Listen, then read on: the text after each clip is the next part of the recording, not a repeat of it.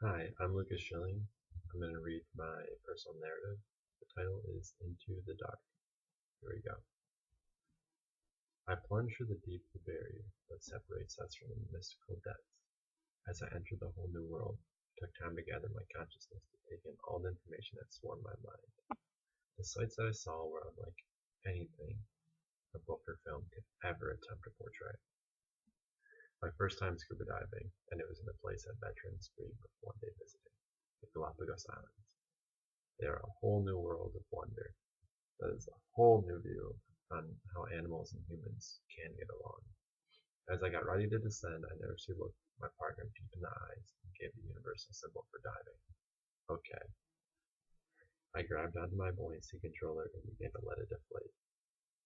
I watched the bubbles fight in a flurry towards my real home.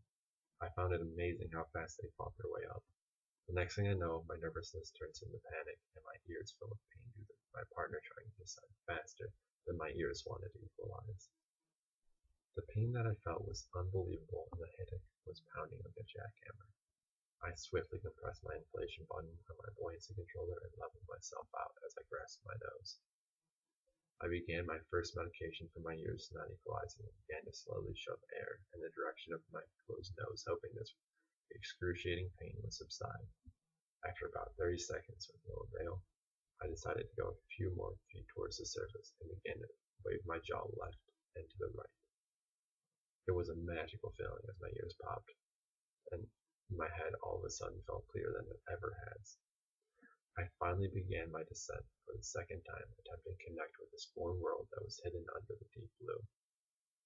I released air slowly from my buoyancy controller, and I was about 50 feet under the surface as I gazed up to see a glass ceiling of unthinkable scale. My ears had pain yet again, but I made the decision to push through the sting and hope that there would be a self-correction.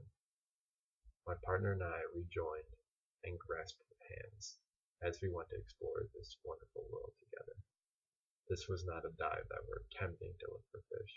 As we reached our target 70 feet below the surface, we became engulfed in a rainbow tornado. My eyes were struggling to keep processing all the colors and shapes of fish that I was seeing all at once. I wanted to just break off from the pack and explore this magnificent world, but the force of the ocean had a different plan. The water pulled us all in directions that would be pointless to attempt to fight. The dive was going spectacular. As we were visited by the dogs of the sea, a couple seals decided that our group of 8 seemed lonely on our venture and began to swim alongside for the journey. This world was filled with harmony that you would only imagine seeing in a film created by Disney, and I never wanted to leave. All seemed magical until the current of the ocean picked up and my goggles started to fog up to the point I could not see anything more than 5 feet in front of me.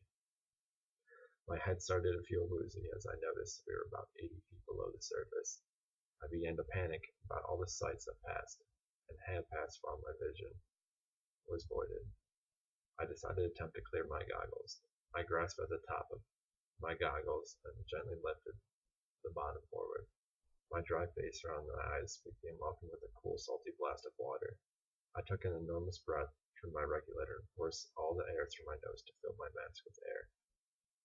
I closed my mask and was welcomed back to the deep blue canvas speckled with colors of rainbow, but my head still felt lost, and I noticed my location was 5 feet below the herd, and I was not holding my partner's hand anymore. Just 1 minute passed, and I noticed that I was now about 10 feet below the group, and I still did not know what was happening. I took hold of my buoyancy controller and attempted to fill it with air, yet I still seemed to be falling. While all this happened, I now seemed to be 15 feet below the group. I noticed that their faces were filled with confusion as I was much below the targeted zone. I was lost.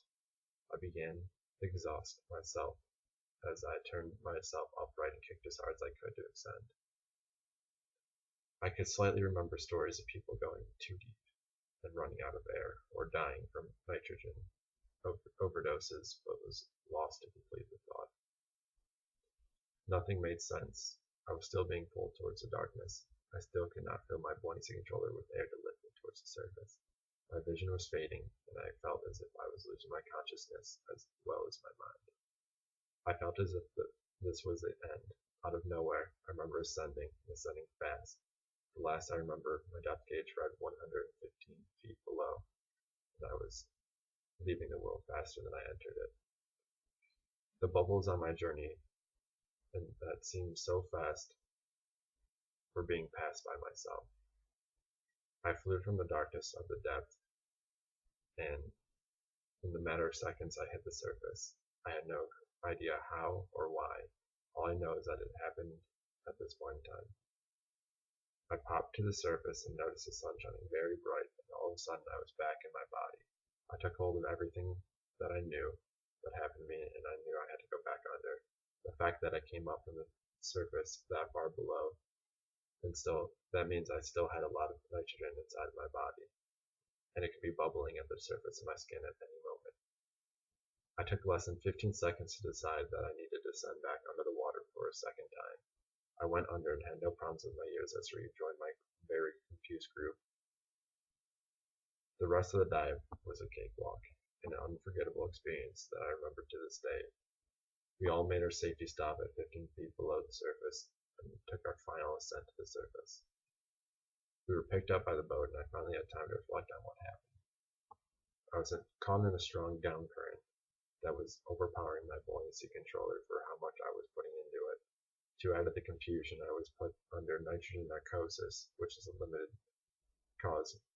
caused me to limit my mind and make very poor decisions. The speed in which I ascended should have given me the bends from all the nitrogen that would have been shot under my skin.